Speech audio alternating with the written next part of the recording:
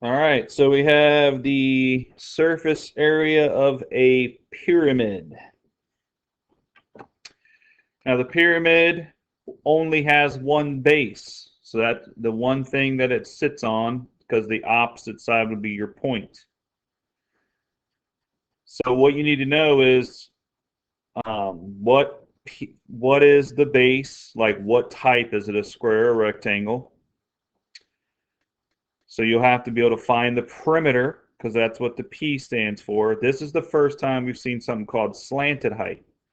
So slanted height does not go through the middle. That's the H. That's down. If you drill a hole directly through the middle, you could fall straight down.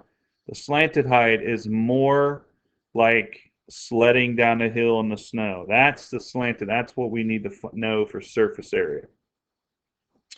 So this says take half times your slanted height times the perimeter base. So that means you got to know if this is a rectangle or square. So you find all the sides. Perimeter means we have to add up all the sides of this shaded region on this picture, whatever it's sitting on, plus the area of the base. So let's look at number 1. So I'm going to use 0.5 instead of 1/2. I'm just going to change it to a decimal. Times my slanted height is on the one of the sides, so that's pretty easy to see in this problem. That's 11.7 times the perimeter of the base. It's sitting on an 8 by 8 square. So that's going to be 8, and it's going to have 4 sides of 8, because you can't forget the other 2 sides. That's why it's going to be 8. 4 of them make 32. That's the perimeter. Now I'm putting my plus sign in. The area of the base is the area of the square, which is length times width, or side times side. So that is 8 times 8. So putting this all in your calculator, 0.5 times 11.7 times 32 plus 64 gets you your answer. Number 2 is very similar. It is sitting on another square. It's not always going to be a square.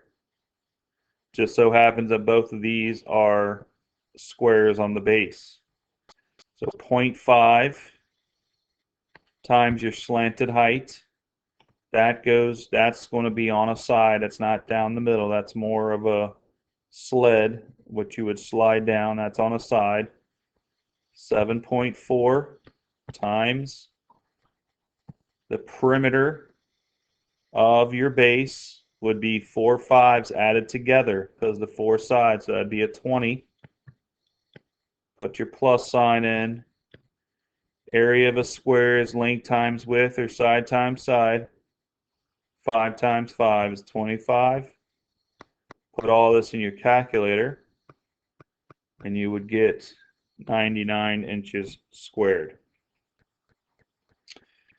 Now in this video, I'm going to go ahead and do 2 things because they're very similar. The pyramid and cone is very similar. The only difference is the cone sits on a circular base, and a pyramid sits on something that's not a circle. So basically it's the same idea. Formula is the same thing, but it looks different because we're no longer doing sides, we're doing radius. So here's my formula, and your slanted height is still what you would slide down on a hill in the snow. Your radius is half of that circle it's sitting on. So here's my formula, and all you need is your R, which is 7, and your slanted height, which is 11.4. Pi button and your calculator times radius squared.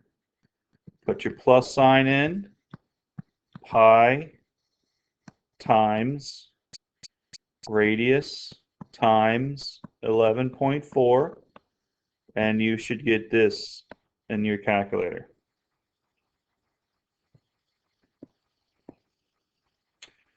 Here, just remember, that you need the radius of your circle, not the diameter. So all you got to do is divide 27 by 2 and get 13.5. And we do the exact same thing we did for number 1. Now it's just new numbers. There's your radius. Put your plus sign in. Your pi times radius. And my new slanted height is 32.9. All this in your calculator will get you this. Now these are approximations.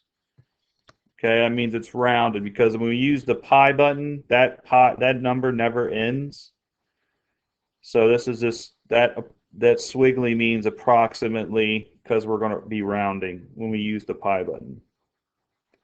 And there is surface area of a pyramid and cone.